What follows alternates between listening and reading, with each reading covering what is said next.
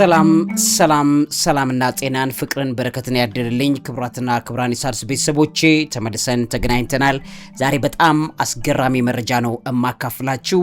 ነጭ ሽንኩርት መንፈሳዊ ኃይሉ በጣም የሚገርም ነው። አሁን ብዙ ሰው ለመድኃኒትነት ለምናም ቤቱ ስላለ ለምግብ እንደዚህ ነው። ከዛ በላይ እርኩሳን መናፍስት ነጭ ሽንኩርትን የሚሸሹበት የሚጠሉበትን መንፈሳዊ ሲክሬቱን በደንብ አድርጌ ነግራቸዋለሁ። በእርግጠኝነት በጣም ብዙ ይሄን መረጃ አላገኛችሁትም። ስለዚህ በደንብ እንድትከታተሉኝ ጠይቃቸዋለሁ። እስራኤላውያን በሲና በረሃ በነበሩበት ሰዓት ከጠቀሷቸው ነገሮች መካከል አንዱ ነጭ ሽንኩርት እንደሆነ ታያላችሁ። ነጭ ሽንኩርት እንግዲህ በእስራኤል የነበረው የግብጽ ሽንኩርት ናፈቀን ብለው ሲሉ እዛ ውስጥ ምን ይጠቅሳሉ? ቀይ ሽንኩርትም ይሉና መልሰው እንደገና በዘጸአት ላይ ተቀምጧል ነጭ ሽንኩርት ብለው ያስቀምጣሉ። ይሄ ነጭ ሽንኩርት በግብጾቹ በነበሩት የፒራሚድ በሚገነቡ ሰዎች ላይ እንደ መመገቢያ አድርገው ይሰጧቸው የነበረ ነገር ነው። ሲክሪቱን ነግራቸዋለሁ። ከዛ ጋር ተያይዞ እሱ ብቻ አይደለም፣ እስራኤላውያን በጣም ነጭ ሽንኩርት በከፍተኛ ሁኔታ የሚጠቀሙት አሁን ባለበት ሁኔታ ላይ ሰንበት በሆነበት ሰዓት ላይ እስራኤላውያን በተለየ አይሁድ ባህል ያላቸው እስራኤላውያን ነጭ ሽንኩርት ሳይበሉ አይውሉም። ይሄ ስፒሪት እንግዲህ እስራኤላውያን በግብጽ በነበሩበት ሰዓት በባርነት በነበሩበት ሰዓት ይቀርብላቸው የነበረው የነጭ ሽንኩርት ሲክሬት ለዓለም አሁን ከፍተኛ ነገር ይዞ የመጣ ነው። መንፈሳዊ አንድምታው እሱ ብቻ አይደለም። በክርስትናም ከጌታችን ከኢየሱስ ክርስቶስ መንፈሳዊ ስጦታ ጋር ተያይዞ ነጭ ሽንኩርት የሚነሳበትንም ሲክሬት እዚህ ውስጥ ነግራቸዋለሁ። ነጭ ሽንኩርት መንፈሳዊ ኃይሉን እንደገና ደግሞ እርኩሳን መናፍስት የሚፈሩትን የሚጠሉበትን ሲክሬት እምጀምረላችሁ ግን ከገነት ይሆናል ማለት ነው። በገነት ውስጥ በነበረበት ሰዓት ላይ ነጭ ሽንኩርት በሚገርማችሁ ነግራችኋለሁ። ከውስጡ እርኩሳን መናፍስቶች እንዴት ነጭ ሽንኩርትን በከፍተኛ ሁኔታ የሚጠሉበትን እቤታችሁ ሊገኝ የሚገባት እሱ ብቻ አይደለም። አይን ቡዳ የሚባሉት እባብ በጣም ነጭ ሽንኩርት ይጠላሉ። አይጥ፣ ሌሎችም በጣም መናፍስት የሚያድሩባቸው ነጭ ሽንኩርት በጣም ነው የሚጠሉት። ሲክሬቱ ሲገባችሁ ነጭ ሽንኩርትን በቤታችሁ የምታስቀምጡበት ሪትም ይገባቸዋል። ያው እኛ ክርስቲያኖች ነን።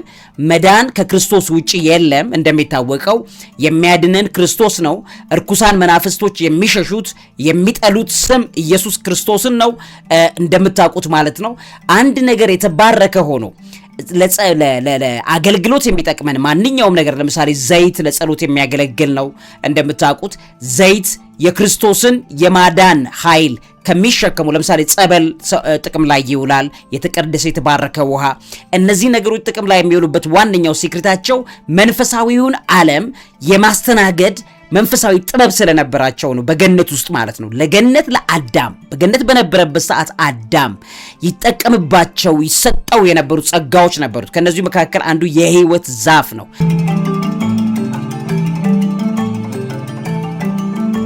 እንደምታውቁት ከሕይወት ዛፍ ፍሬዎች እንደገናም ደግሞ ከገነት ውስጥ እንዳይበላ ከተከለከለው ዛፍ ፍሬዎች ጋር ያለ ሲክሬት አለ።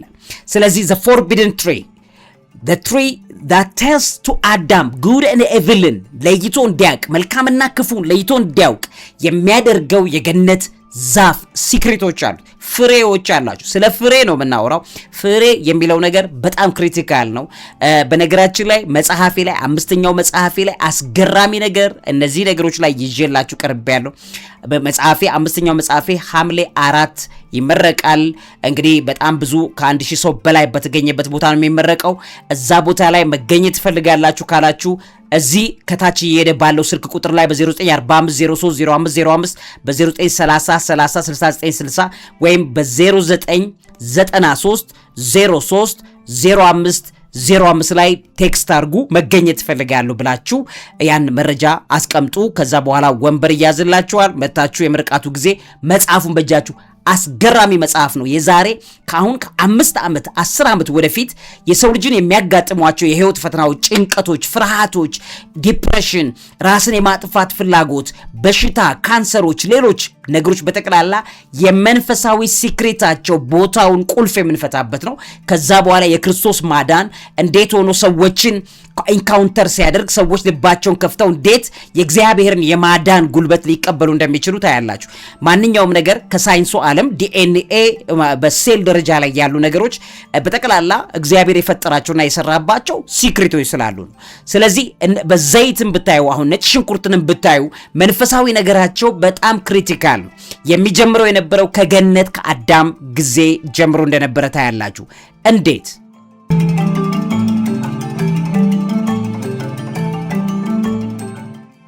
እንግዲህ ክቡራትና ክቡራን የሣድስ ቤተሰቦቼ በገነት ውስጥ አዳም በነበረበት ሰዓት ላይ ሕይወት ሰጪ ከሚባሉት ንጥረ ነገሮች መካከል ማለትም እግዚአብሔር ለአዳም የሚሰጣቸው ምግቦቹን በጠቅላላ የሚያረሰርሱለት ጣዕም የሚሰጡለት በጣም ብዙ ነገር የሚያደርጉለት የነበረው ሰልፈር የተባለው ንጥረ ነገር ነው። ይሄ ንጥረ ነገር እንግዲህ በዚሁ ነጭ ሽንኩርት ውስጥ በከፍተኛ ሁኔታ የሚገኝ እንደሆነ ታያላችሁ።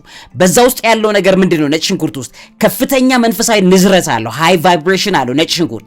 ስለዚህ ይሄ ከፍተኛ መንፈሳዊ ንዝረት አዳም ከገነት ከተባረረ በኋላ እግዚአብሔር በገነት ያደርግለት የነበረውን እንክብካቤ ሲያጣ በውስጡ የማዳን ኃይል እንደ አንቲባዮቲክ ማለትም ጸረ ባክቴሪያ እንዲሆንለት እንደገናም ደግሞ አንቲሴፕቲክ እንዲሆንለት ነገሮች ሟምተው ገልምተው ይሄ በቃ ብዙ ሲጨቀዩ ሲበለሻሹ የሚያመጡትን ኢፌክቶች ለማስቀረት ሲባል ከተሰጡት ነገሮች መካከል አንዱ የነጭ ሽንኩርት ላይ ያሉ ግብአቶች ናቸው። ስለዚህ በነጭ ሽንኩርት ላይ ከፍተኛ መንፈሳዊ ንዝረት ወይም ሃይ ቫይብሬሽን አለ። ክፉ መናፍስት ዝቅተኛ ንዝረት ነው ያላቸው። ነጭ ሽንኩርት ልክ ስትከትፉት ወይም ስትመቱት ነው ከላዩ ላይ ያ ኬሚካል የሚወጣው። ያ የወጣው ኬሚካል በከፍተኛ ሁኔታ ለመናፍስት እጅግ በጣም ቀጭና ተቆጪ ንዝረት ያለው ነው። ለምን? ይሄ እንግዲህ በትክክለኛ በውስጡ ያለው ንጥረ ነገር የሚታወቅ እጅግ በጣም ወሳኝ የሚባል ንጥረ ነገር አለው በውስጡ ነጭ ሽንኩርት ልክ በተከተፈ ሰዓት ነው ያ የሚሆነው። ይሄም እንግዲህ በውስጡ የሚወጣው የሚለቀቀው ኬሚካል አሊሲን የሚባል ነው። ይሄ አሊሲን የሚባለው ኬሚካል ማለት ሰልፈር ማለት ነው። ሰልፈር ምንድን ነው? ድኝ ማለት ነው። ድኝን መናፍስቶች በከፍተኛ ሁኔታ የሚጠሉበት ነው። ሲክሪቱን ነግራችኋለሁ፣ እስከ ሲኦል ያለውን ማለት ነው። ልብ በሉ። ይሄ ብሪስቶን ይባላል። እንደምታውቁ ብሪምስቶን ወይም ሰልፈር የሚባለው የዲያብሎስ መንግስት ላይ በከፍተኛ ሁኔታ የሚቀጠቅጠው የሚያቃጥለው ነው።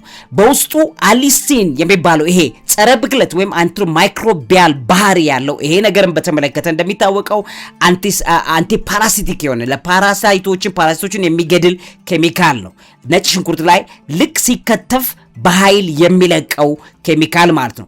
እሱ ብቻ አይደለም። የደም ንጽህና ለምሳሌ በቫምፓየሮች በተለያዩ ፊልሞች ላይ ስታዩ የሰው ልጅ ደም ስርዓቱን የማጽዳት ባህሪ ያለው በመሆኑና እርኩሳን መናፍስት ደግሞ የሚያጠቁት የደም ስርዓትን በመሆኑ የተነሳ የድራኩላ ቫምፓየር ታሪኮች ላይ በከፍተኛ ሁኔታ በርግገው የሚጠፉት አሊሲን የሚባለው ኬሚካል በከፍተኛ ሁኔታ ከነጭ ሽንኩርት ስለሚለቀቅ ነው።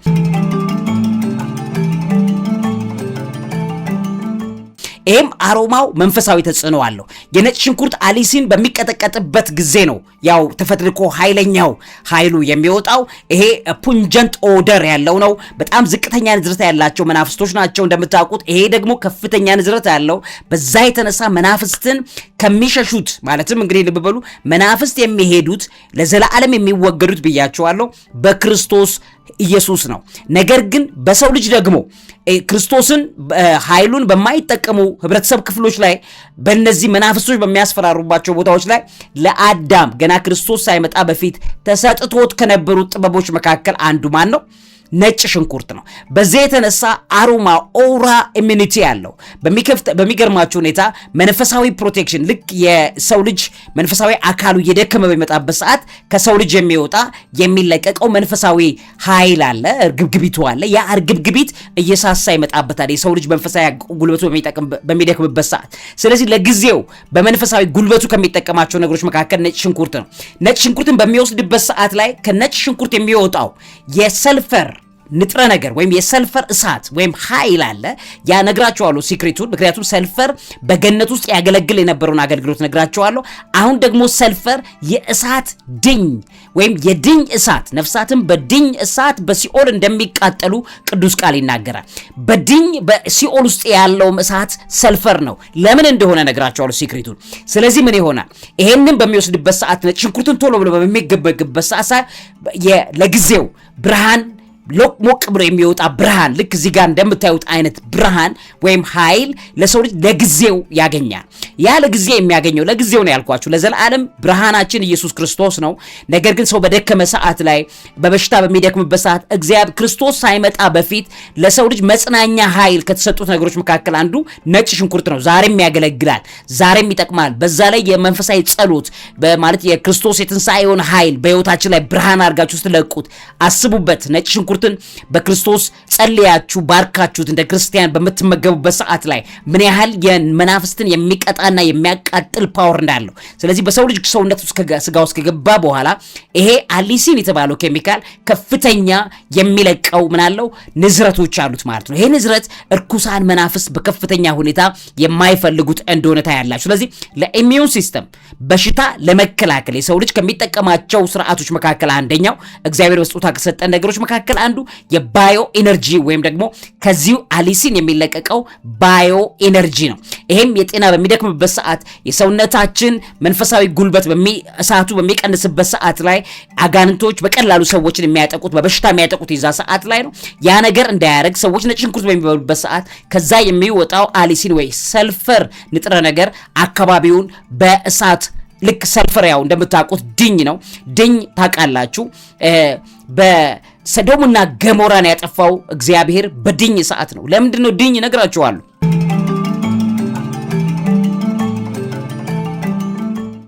እሱ ራሱ ድኝ አሊሲን በሚባል ወይም በባዮሎጂካል በሆነ ፎርማቱ ነው በነጭ ሽንኩርት ውስጥ ያለው። ስለዚህ ሰዶምና ገሞራን እግዚአብሔር በድኝ እሳት ሲያቃጥል፣ በሰልፈር ሲያቃጥል መንፈሳዊ ሲክሪት አለው። እግዚአብሔር ያን ለምን እንዳደረገ ወደ በኋላ አካባቢ በደንብ ስነግራችሁ በደንብ ትረዱኛላችሁ። አሁን በደንብ ተከታተሉኝ።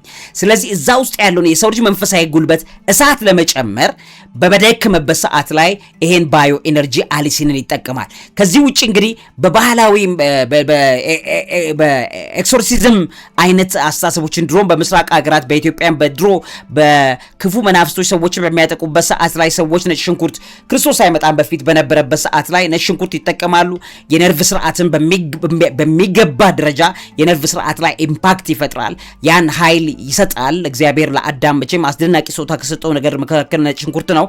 ስለዚህ ይሄ አሊሲን ፒኒያል የሚባል ግላንድ አለ። 3 ፒኒያል ግላንድ የሚባለው ውስጥ አንጎላችን ውስጥ ያለች በጣም ትንሽ እጢ ናት። እሷ ውስጥ እንግዲህ የፍሎራይድና መሰል መርዝን መከላከል የሚችልበትን አቅም ይሰጣታል። ስለዚህ ለብሬን ያንን መነቃቃ ስለሚሰጣት የሰው ልጅ ብሬኑ በተነቃቃበት ሰዓት ለጸሎት ይበረታል፣ ለመንበርከክ ይበረታል። ከነጭ ሽንኩርት የሚያገኘው ድሮ አዳም በገነት ይጠቀመው የነበረው ንጥረ ነገር ያው ገነት ማለት ፊዚካል ዓለም ነው እንደምታውቁት፣ ማለትም በመሬት ስጋዊ አካሉ ያረፈበት የነበረ ነው ኤዶም ገነት። ስለዚህ ስጋዊ ባህሪያት አሉ፣ ማለትም ኬሚካሎች አሉ። ኬሚካል ስያሜ የተሰጣቸው አሁን ነው። አሁን ሳይንቲስቶቹ ሲመጡ ኬሚካል ሰጥተውት እንግዲህ እንደምታውቁት ሰልፈር S16 ነው። በውስጡ 16 አቶሚክ ነምበር ያለው ነው። እነሱ ሳይንቲስቶች 16 አቶሚክ ነምበር ያለው ወይም አቶሞች ሲስተም ያለው በሚል ይሄ ሰልፈር ነው ብለው ሰይመውት ነው። ግን በመጽሐፍ ቅዱስ ላይ ድኝ በሚል የተገለጸ ነው። ስለዚህ ይሄን ድኝ በገነት ውስጥ አዳም ይጠቀም የነበረው በጣም አስገራሚ የነበረ ስጦታው ነው። ስለዚህ ይሄንን በእርኩሳን መናፍስቶች በፍጹም የማይፈልጉት የሚጠሉት ንጥረ ነገር ነው ድኝ። ለምን? ቅድም በጊያቸዋለሁ። በሲኦል እርኩሳን መናፍስት የሚቃጠሉበት እሳት የድኝ እሳት ነው። ያን ሜሞሪ ነው የሚያመጣባቸው። ኢሚዲየትሊ ድኝ ሲያሸቱ ወይም አሊሲንን ከነጭ ሽንኩርት የሚወጣውን ድኝ ወይም አሊሲን በሚያሸቱበት ሰዓት ቀጥታ የሚሄዱት ሲኦል ውስጥ ባሉ ባሉበት ሰዓት ያሉበት ነው። ያው መናፍስት እንደምታውቁት ከሲኦል ለተወሰነ ጊዜ እረፍት ወደ ምድር ላይ መጥተው ክፋት ሰርተው ወደ ሲኦል አትሸኘን ክርስቶስን እንዳሉት እባክን አትሸኘን ወደ ሲኦል ባሉት ሰዓት ላይ ወደ እሪያዎች እንደጨመራቸው ወደ ሲኦል ነው መኖሪያቸው። ነገር ግን ወደ ምድር ለክፋት ሰዎችን ወደ ሲኦል ለመውሰድ ተልከው የሚመጡት እዚህ ላይ በፍጹም የማይወዱት ነገር ቢኖር የነጭ ሽንኩርት ሽታን ነው። ስለዚህ ለምን የሲኦል ትዝታቸውን ያመጣባቸዋል፣ እዛ ውስጥ ያለው ነገር ያመጣባቸዋል። በፍጹም ነው የሚጠሉት። ስለዚህ ይሄንን ለማድረግ አሊሲን ኬሚካል ቮላቲሊቲ ያለው በጣም ፈጣን ኃይል ያለው ኬሚካል ሪአክሽኑ በጣም ፈጣን ነው። በሚቆረጥበት ሰዓት ነው ያ አሊሲን የሚለቀቀው የሚሸተው ነገር የሚለቀቀው ማለት ነው። ስለዚህ አካባቢ ላይ ኤነርጂ shift ይፈጥራል።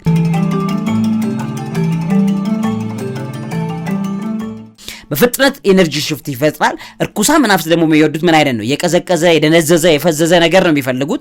ጸሎት የምትፈልጉ ከሆነ ለጸሎት ሰዓት ላይ የምትጠቀሟቸው ምግቦች መካከል አንዱ ነጭ ሽንኩርት ተከትፎ በሆነ ነገር አድርጋችሁ ዋጥ ከዛ በጸሎታችሁ ላይ እንግዲህ ምግብ በሚበላበት ሰዓት ላይ ጸሎትን እንደሚያደክመው ሳትበሉት በፊት በጣም ጥሩ እንደሚሆነው በጾም ሰዓት ላይ እንደሚሆነው ምግብ ባልበላችሁ ሰዓትና ሰውነታችሁ ጸሎትን በሚፈልግ ሰዓት ነጭ ሽንኩርትን ብትመገቡ ኢሚዲየትሊ ለመንበርከክ የሚያስችል ነው። የገነት ለአዳም ይሰጠው የነበረውን ከተባረረ በኋላ በስጦታ ጥቂት ነው ይዞ የወጣው ከቤት እንስሳት ተፈጥሮ ካላቸው ሁሉም የቤት እንስሳት ነበሩ እንደምታውቁት እንስሳት በአዳም በገነት ውስጥ።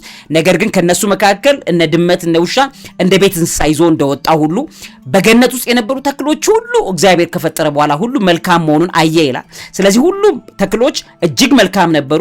አንድ ብቻ የተከለከለ ዛፍ ነው የነበረው ክፉና ደጉን የሚያሳውቅ። ከዛ ውጭ ያሉት ሁሉ ለምግብ በጣም ጣፋጭና ነበሩ። ግን አዳም ከተበረረ በኋላ ሁሉም ተክሎች በፍጹም ወደ መርዛማነት የተቀየሩበት ተክሎች ሁሉ እንዳለ ታውቃላችሁ። እርኩሱ ዓለም እንደመረዘበት ታውቃላችሁ። መመረዝ ያልቻለው ነጭ ሽንኩርት የሚባለው ነው። አንደኛ ማለት በጣም አደገኛ። ለምን ሰልፈር እግዚአብሔር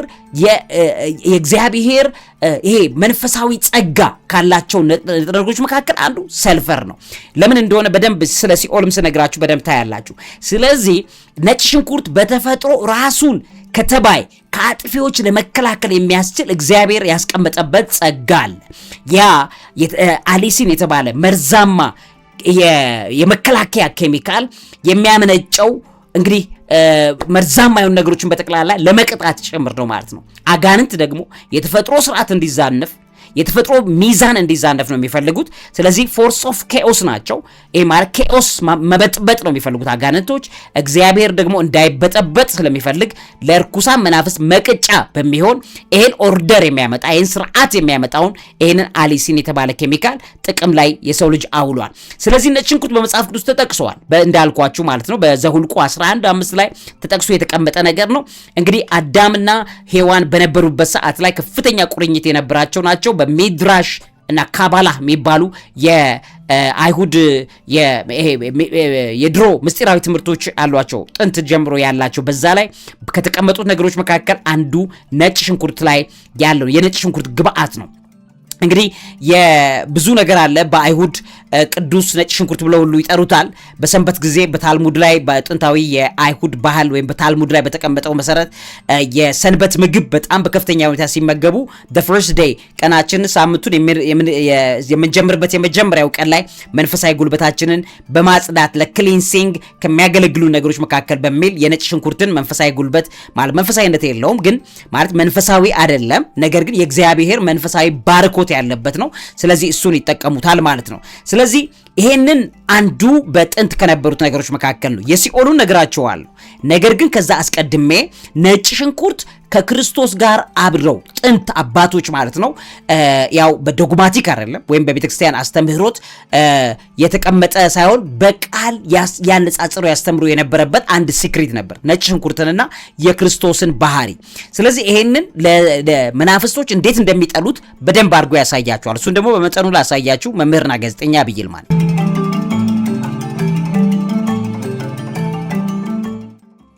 እንግዲህ ውድ ሣድስ ቤተሰቦቼ ነጭ ሽንኩርት በውስጡ ያለው ፈሳሽ ኬሚካል ወይም አሊሲን የሚነቃው መዓዛው የሚወጣው ይሄ አሮማው የሚሰነፍጠው ነገር የሚወጣው ሲቆረጥ ወይም ሲጨፈለቅ ነው። ልክ እንደዛ ሁሉ የክርስቶስን ምሳሌነት በዛ ላይ የጥንት አባቶች ያስተምሩበት ነበር።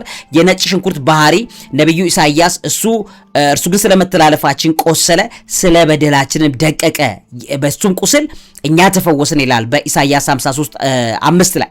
ስለዚህ ልክ ነጭ ሽንኩርቱ ተመቶ አሊሲኑን እንደሚለቀው ኬሚካሉን እንደሚያፈነዳው ክርስቶስ በተገረፈበት በቆሰለበት በሱም ቁስል ነው እኛ የተፈወስ ነው። በነጭ ሽንኩርቱ ቁስል ወይም በመቆሰሉ የተነሳ ያ ኃይልን ርኩሳን የሚያባረው ነገር እንደመጣ ሁሉ የክርስቶስ ሞቱ ትንሳኤ አድርጎ የትንሳኤው ብርሃን ዓለምን በዚህ ደረጃ ላይ ፈውሷታል። ነጭ ሽንኩርትም እንዲህ አይነት ባህሪ ያለው ብለው አነጻጽረው ያስተምሩ ነበር አባቶች።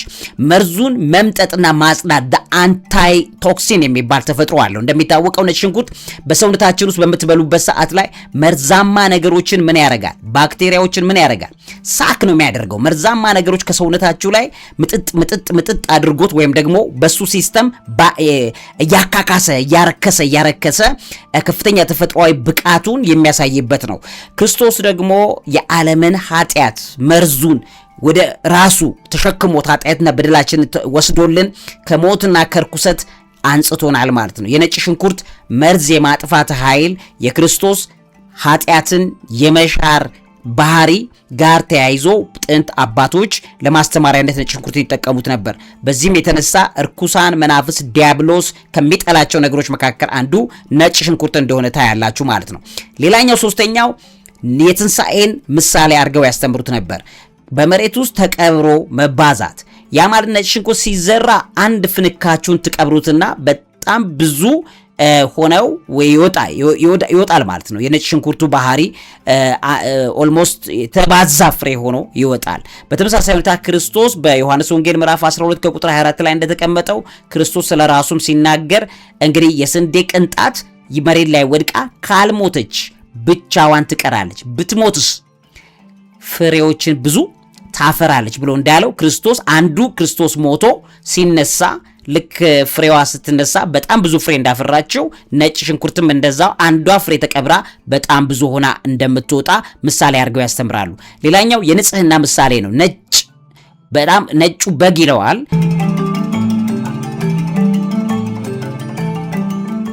እንግዲህ ያው እንደምታውቁት ወተት ነጭነቱ ምንም አይነት ብርሃንን ሰልቅጦ ማለትም የተለያዩ ቀስተ ደመና ቀለማት ሲቀላቀሉ ነጭ ነው የሚወጣው። ስለዚህ ምን ማለት ነው? አንድም የሆነ ብርሃን የሚያሸንፈው አይደለም። ስለዚህ ነጭ ቀለም የሁሉም ብርሃናት ተሰብስቦ ብርሃነ ዓለም ክርስቶስ እንደሆነ ሁሉ እሱ ከሌለ ግን የተዘበራረቀ አሁን የቀስተ ደመናን የሚጠቀሙት ያው የክርስቶስ ተቃራኒ ነው እንደምታውቁት ጸረ ክርስቶስ ለማድረግ ነው የሚጠቀሙት። ምክንያቱም ያ ሁሉ የቀስተ ደመና ቀለማትን ብርሃናትን ሰልቅጦ ይዞ አንድ ነጭ ቀለም ክርስቶስ ነጭ ብርሃን እንደሆነ ሁሉ ክርስቶስ በሌለበት እያንዳንዱ የቀስተ ደመና የግብረ ሰዶም ህይወት በጠቅላላ ዓለም ላይ እንደሚበተን ማሳያ ነው። ስለዚህ ነጭ ቀለም አለው ነጭ ሽንኩርት። ያ የሆነበት ምክንያት ብርሃናትን ሁሉ ሰልቅጦ በእኩል መጠን የብርሃን ሞገዶችን ሰልቅጦ መያዝ ስለሚችል ስታዩት ነጭ ሆኖ ታዩታላችሁ። ያ የክርስቶስ ምሳሌ እንደሆነ አድርገው አባቶች በጥንት ያስተምራሉ። አሁን በዘመናዊ ሳይንስ ደግሞ ይሄ ቅድም ያልኳችሁ የቀለማት ምስጢር ነው። ይሄ አንዱ ነው። ሌላኛው ክፉን ኃይል ማባረር ነው። እንግዲህ የዘወትር ድል መንሳት ነው። የክርስቶስ ህይወት ምንድን ነው? ዘወትር ክርስቶስ በየቀኑ አይሰቀልም፣ አንዴ ተሰቅሏል። ስለዚህ በውስጡ ያለው መንፈሳዊ ኃይል በተጠቀምነው መጠን ኃይሉ የመፈወስ ጉልበት አለው። እንደዛ ሁሉ ነጭ ሽንኩርት አንድ የሆኑ አሊሲን ተቀምጦበት እግዚአብሔር ሰርቶታል።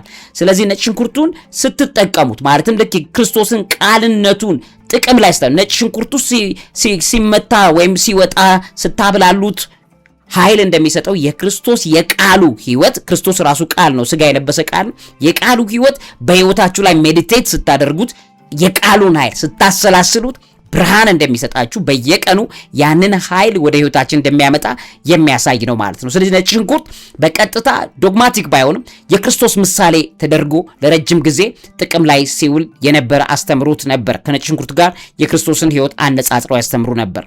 ከዛ ውጪ የህይወትና የእጽዋት ልምላሜ መሰረት ሆኖ በገነት ውስጥ ነጭ ሽንኩርት ለአዳም አስገራሚ ጥቅም ሲሰጠው የነበረው ተቃራኒ በሲኦል ደግሞ አሁን መቅጫ ሆነዋል። ምን ማለት ነው የሚለውን የመጨረሻውን ቆይታ ላድርግላችሁ። መምህርና ጋዜጠኛ ዐቢይ ይልማ ነኝ።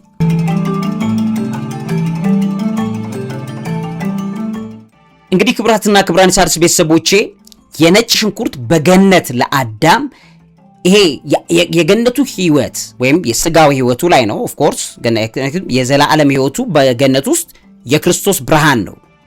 ለአዳም ክርስቶስ ከመሆኑ በፊት እግዚአብሔር ወልድ የነበረበት ሲክሬት ነው። ያ ብርሃኑ ነው። ብርሃን ዓለም ክርስቶስ ስለሆነ ብርሃኑ ነበረ ለአዳም በገነት ውስጥ ያበራለት የነበረው። ስለዚህ ያንን ብርሃን ለመንፈሱና ለነፍሱ ይበራል። ለስጋው ደግሞ የሚያገለግሉት ደግሞ የሚመገባቸው ነገሮች ነበሩት አዳም። ከነሱ መካከል አንደኛው ሰልፈር ነው። ሰልፈር ኢንጂን ኦፍ ግሮዝ አለው። እጽዋትን ያለመልማል በገነት ውስጥ ሰልፈር። የብርሃን ተጠቅመው ምግብ የሚያዘጋጁት እንደምታውቁት ፎቶሲንተሲስ አሁን በሰልፈር ያስፈልገዋል። በድሮ በገነት ውስጥ ግን ያ ልክ እንደ መንፈሳዊ ብርሃን መገለጫ ሆኖ የሰልፈር ብርሃን ለገነት ያገለግል የነበረ ነው። አሁን ላይ የሲኦል መቅጫ ነው። ለምን? የዛ ህይወት ተቃራኒ ሆኖ በሲኦል ነፍሳትን የሚያቀልጥ ነው ማለት ነው። ስለዚህ በኤዶም ገነት እጅግ በጣም ያማሩ የሚበሉ ፍሬዎች ሰልፈር ያስፈልጋቸው ነበረ። በጣም አስፈላጊ ንጥረ ነገር ነው። እግዚአብሔር በገነት ህይወት ለአዳም ከሰራለት ነገሮች መካከል አንዱ።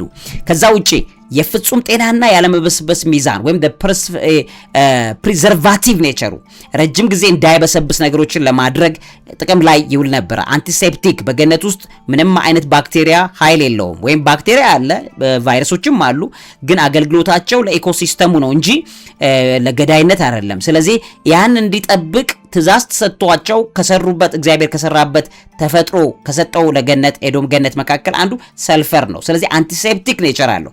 በገነት ውስጥ በሽታ የለም፣ ባክቴሪያ፣ መቅሰፍት፣ መበስበስ የለም። በገነት ውስጥ የነበረው ነገር በጠቅላላ በኤዶም ገነት የነበረው የመጨረሻ የሚባል የፕሮቴክሽን አቅም ስለሆነ የሰልፈሩም አቅም የመጨረሻ የሚባል ነው። ሲወጣ አሁን እዚህ ጋር ምትት በአሊሲን ፎርማት ትንሽ እየተቀምጦበት ነው እንጂ ሙሉ በሙሉ ያ ነበረ ለገነት በህይወት ውስጥ የነበረው ለአዳም። ስለዚህ ዲኬ አይበሰብስም በገነት ውስጥ የነበረው። ስለዚህ ይሄ በማን ነው? እግዚአብሔር ለፊዚካል ዓለም ይሄ ለሚጨበጠው ዓለም ለስጋው ዓለም ማደሪያነት ነው ኤዶም ገነት የተሰራው። ስለዚህ ለስጋው ዓለም ከሚያገለግሉት ነገሮች መካከል አንዱ ሆኖ ነበር። ሌላኛው የመዓዛና የጣዕም ምንጭ ኤሰንስ ኦፍ አሮማ ነበረ። በእጽዋት በገነት ውስጥ በኤዶም ገነት ውስጥ የነበሩ ልዩ ልዩ ጣዕሞች፣ ማራኪ መዓዛዎች፣ ፈዋሽ እጽዋት፣ ቅመማ ቅመሞች ሁሉ በጠቅላላ አሁን ያሉትን ቅመማ ቅመሞች በጠቅላላ ብታዩዋቸው ሰልፈር በዋነኝነት የሚያስፈልገው ነገር ነው። ይሄን ነገር ለማድረግ ድኝ በገነት ውስጥ ለነበሩ ልዩ ልዩ እጽዋት መዓዛዎች ይሰጥ የነበረና አሁንም ለቅመማ ቅመም ያንን መዓዛ የሚሰጥ ነው።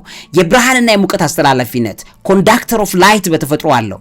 ስለዚህ አልኬሚ ፍጥረት ፍልስፍና ላይ በአልኬሚ ላይ ስታዩት ድኝ ወይም ሰልፈር ከእሳትና ከብርሃን መርሆች ጋር በጣም ጥብቅ ተያያዥነት እንዳለው ታያላችሁ። ይሄንን በተመለከተ ሲኦል የሚባለውም እሱ ነው። ሌላ ፕሮግራም ላይ ሲኦል ምንድነው በደንብ አስተምራችኋለሁ።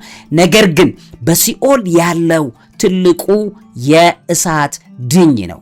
በእሳት ድኝ ነፍሳት ይቃጠላሉ።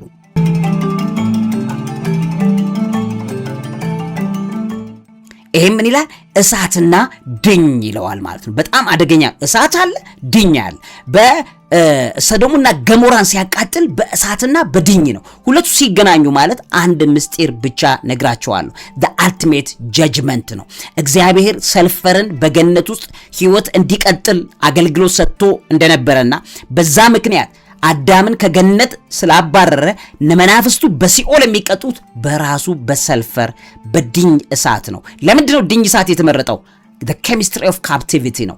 ይንፈቀፈቃል። ለምሳሌ አሁን ከሰል ብታቀጣጥሉት እሳቱ ይነድና ከዛ በኋላ መልሶ ከሰል ይፈልጋል። ድኝ የሚነድ ከሆነ እየነደደ ራሱን በራሱ ያነደደ ለብዙ ሺህ ዓመታት መቀጠል ይችላል። ስለዚህ በገነት ውስጥ ያ አደገኛ እሳት ነው። ከዛ ውጪ ምንድን ነው?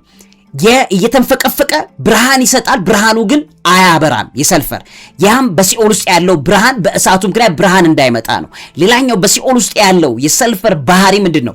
የሚንፈቀፈቅ ውሃ ልክ ሰው በኋላ ሊዋኝ ይችላል። በሰልፈር እሳት ላይ በድኝ እሳት ላይ ግን መዋኘት አይችልም። ለምንድን ነው ቢባል የድኝ እሳት ማይሰጠምበት ነው ማለት ወደ ላይ ማይወጣ ማይንሳፈፍበት ነው። አምቆ ይይዛል። የሆነ ቪስኮሲቲ ባህሪ ያለው የመዝለግለግ ባህሪ ያለው አምቆ ነፍሳትን የመያዝ አደገኛ የእሳት ባህሪ ድኝ። በዚህ የተነሳ የድኝ እሳት በከፍተኛ ደረጃ አገልግሎት ላይ እንደሚያገለግል እንድታውቁት ነው። ለዚህ አእምሮ ምግብ አዘጋጅና አቅራቢ መምህርና ጋዜጠኛ ዐቢይ ይልማ። እውቀት ታላቁ እግዚአብሔርን ታከብራለች፣ መናፍስት የሚጠሉት ድኝ ሲኦል ስለሆነባቸው ነው። ስለዚህ ይሄንን ነገር ተጠቀሙ፣ በህይወታችሁ ላይ ተርጉሙት፣ የእግዚአብሔርን ኃይል ልቀቁበት፣ ጸልዩ። በክርስቶስ ኢየሱስ ሞትና ትንሣኤ እየጸለያችሁ ነጭ ሽንኩርትን ተጠቀሙ። ለመንፈሳዊ ንቃታችሁ በጣም እንደሚያስፈልግ መጠቆም እወዳለሁ።